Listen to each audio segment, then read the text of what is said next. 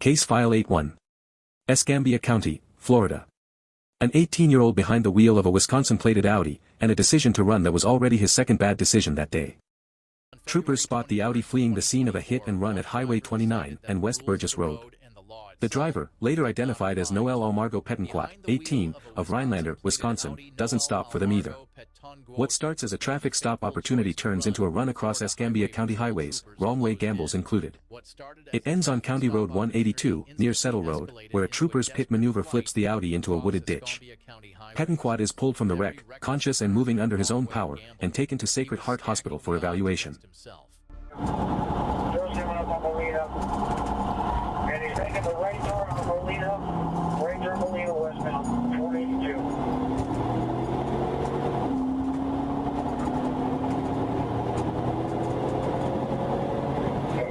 Don't get it running curve.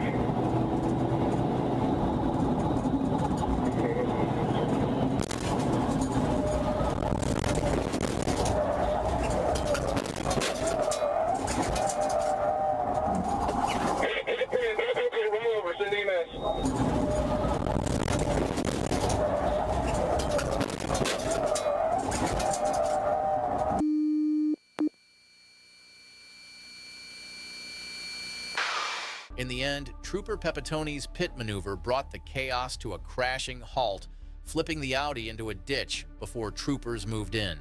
Petanquat was pulled from the wreck and taken to Sacred Heart Hospital for evaluation. Beyond the broken metal, the paper trail painted an even darker picture: hit and runs in Florida and active felony warrants back in Wisconsin. Extradition or not, one thing was certain: his night of running proved that fleeing only adds to the wreckage left behind. The paperwork on this one is longer than the chase itself. This wasn't his first hit and run, and Wisconsin already had active warrants waiting on him before Florida added its own list. 18 years old, and the paper trail already reads like someone twice that age. Fleeing didn't erase any of it. It just added Escambia County to the list of places asking questions. Case File 81 is closed. Case File 84. U.S. Highway 412, Arkansas. A motorcycle doing 90 in a 65 zone, and about to prove that's just the starting speed. A white Honda CBR 600 catches a trooper's attention going 90 in a 65. The moment the rider sees the trooper turn around, he's gone, and within minutes, the pursuit is clocking speeds up to 140 miles an hour, crossing into oncoming lanes along the way. Multiple Arkansas State Police units join in, badges and overlays confirming this is a real, live pursuit and not a reenactment. It ends the way these usually do for a motorcycle at that speed: he goes down. Troopers get to him fast. He's moving, conscious, and taken into custody. For everyone on the road.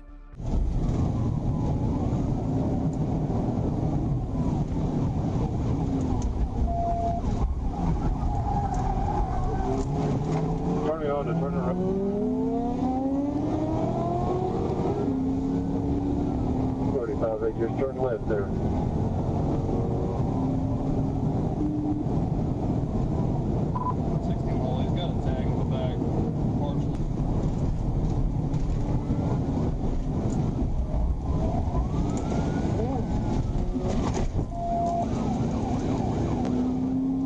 Still south on the turn. He missed the turn right here.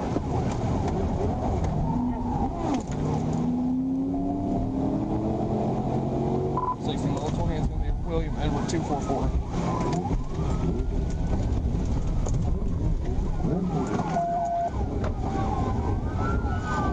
We copied William Edward 244.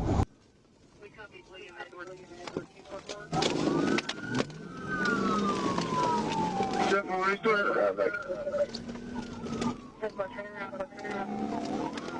Still outside, coming back up the Lakeview. Cody, come on up there in the intersection. Hold it.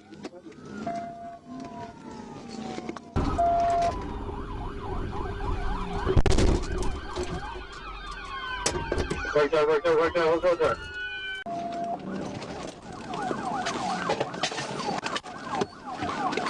He's down, he's down.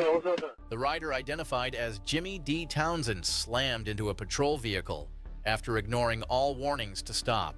He was thrown from the bike injured and taken to the hospital before being booked into the Washington County Detention Center. We can verify almost everything about this file except the one thing that usually matters most: who was riding. The date, the road, the speeds, the trooper badges, all real, all check out. The rider's name and his exact outcome afterward aren't in any public report we could find. What's left is the math: 140 miles an hour, crossing into oncoming traffic, on a motorcycle. That he walked away from this one isn't something to take for granted. Case File 8-4 is closed. Case File 8-3. It starts as an armed carjacking in Tampa. It ends more than 100 miles away, in Gainesville, with a stolen box truck driving the wrong way down Interstate 75.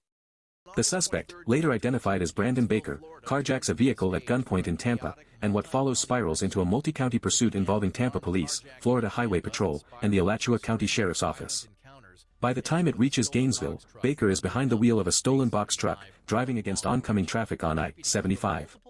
Deputies from multiple agencies coordinate in real time to box him in without anyone else getting hit. When it finally ends, Baker jumps out and is struck by a patrol vehicle. He survives, before running on foot through a shopping plaza and colliding with more vehicles along the way. It takes a K-9 unit to finally bring him down.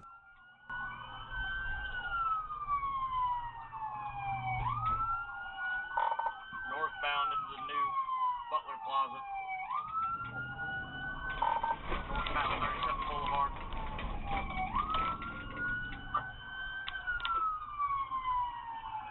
Okay, good. Box him in. That's the perfect opportunity in that plaza. Hey, pulling into the Best Buy.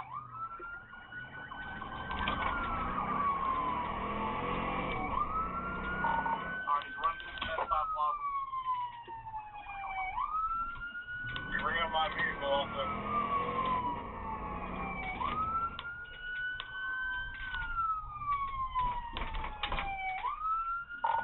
Alright, we're back on Archer Road. I am now the lead vehicle.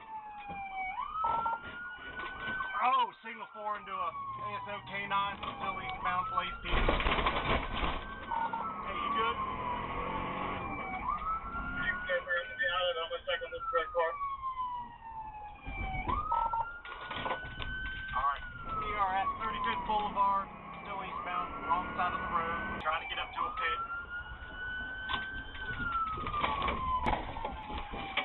Signal 4 and wrong lane of traffic. Piccadilly, wrong lane of travel, past Piccadilly, continuing on.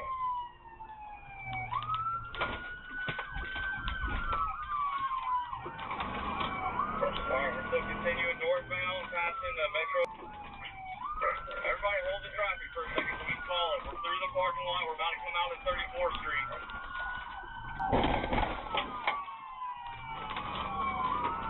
The picture is again coming back out on the 34th Street. Going back southbound on 34th.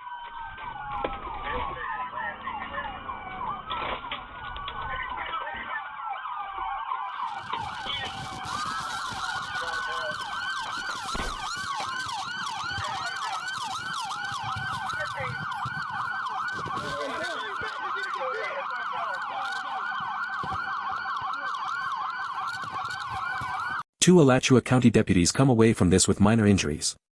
The carjacking victim in Tampa is unharmed. Baker survives being hit by a cruiser at the end of it. Given how this one unfolds, an armed carjacking, a wrong-way box truck on an interstate, a foot chase through a parking lot, that's a remarkably contained outcome. Multi-agency coordination doesn't always get talked about, but this is what it looks like when it works. Case File 8-3 is closed.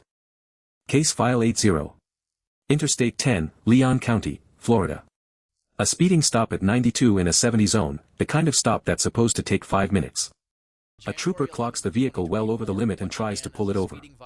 The driver, the footage identifies him as a Monty Terrell Herring, has other plans.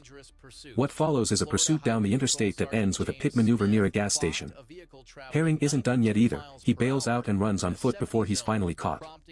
The search afterward turns up more than just a reason to run: methamphetamine, drug paraphernalia, and ammunition, on top of whatever charges the chase itself was going to bring. 1380, go ahead.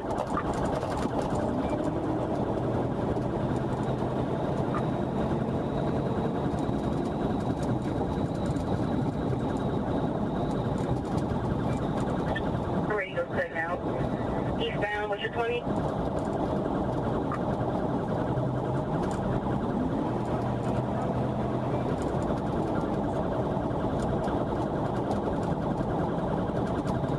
Okay, where are you? 10-4.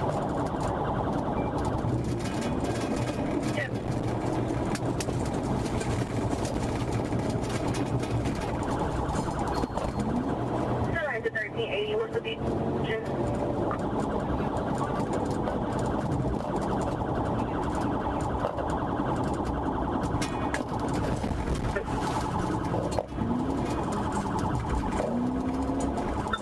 See the 1380 representing 28. You keep moving out. We got partial of that. I see you at the 203 eastbound.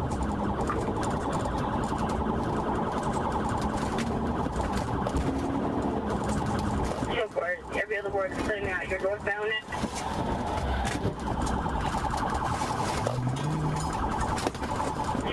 Every other word is cutting out. You're northbound now.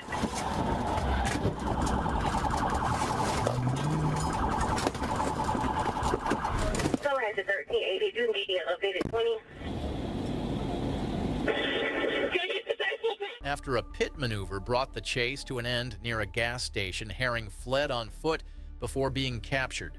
The search revealed methamphetamine, drug paraphernalia, and ammunition, all of which deepened his legal troubles. Herring was later charged with fleeing and eluding, possession of ammunition by a convicted felon, resisting without violence, and more. We can place this one. The highway signage in the footage confirms the Leon County stretch of I-10, and prison records confirm a Herring matching this name is incarcerated in the right county. What we can't do is point to a news article that independently confirms the trooper's name, the exact date, or the full charge sheet as narrated.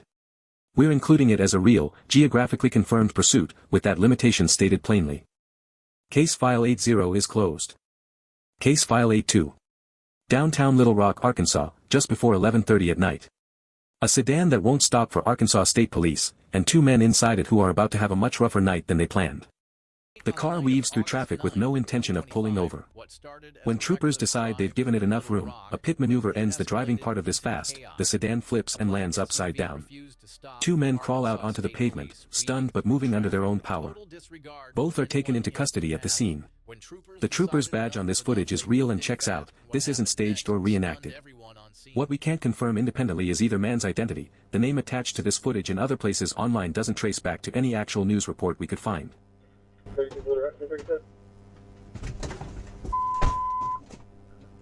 Dayton, 263 out of 36, 1037, South Spring, Westport.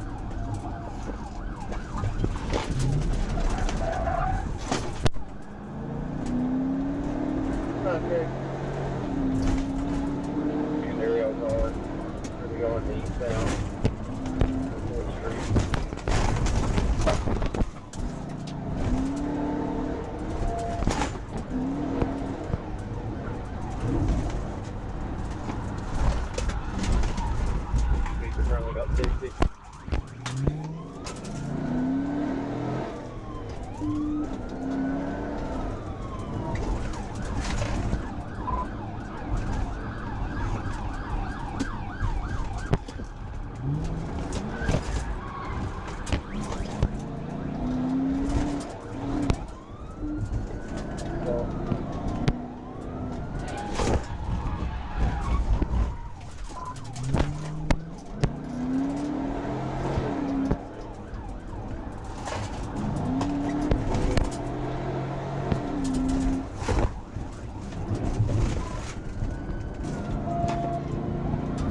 What do you see?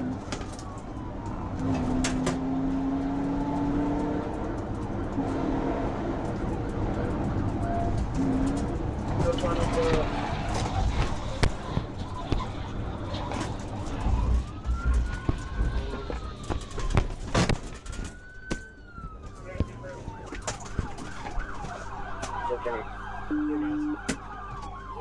I got 36, 14, y'all roll over at 11:27. Charge 16.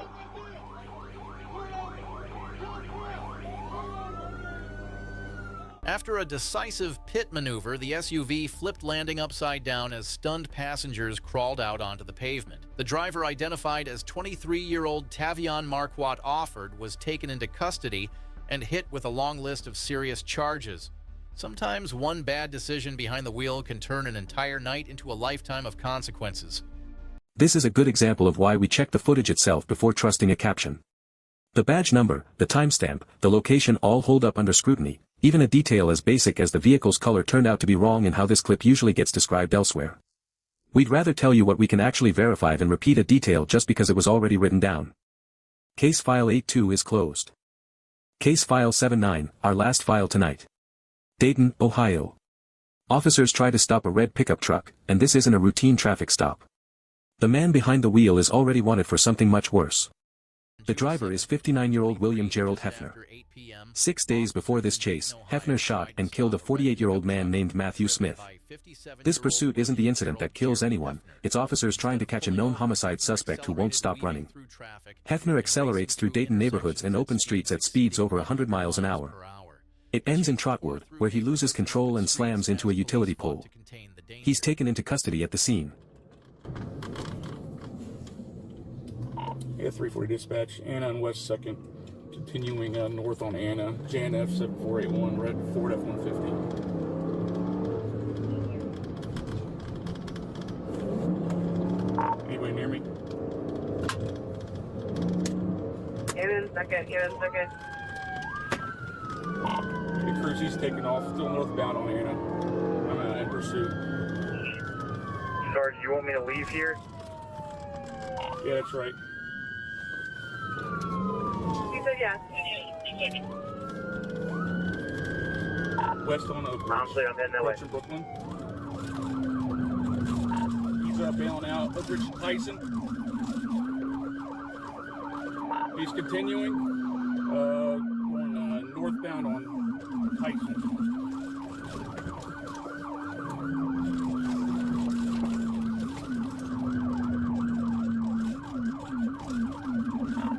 Eastbound on Hoover. On the Gunther. North on Gunther.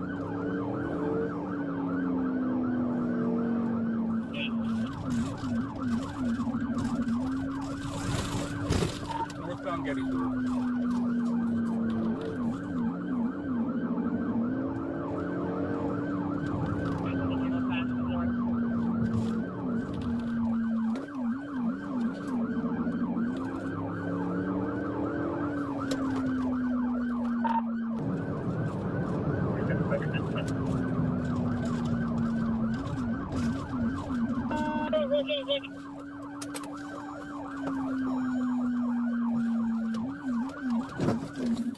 The pursuit ended when Hefner lost control and struck a utility pole in Trotwood.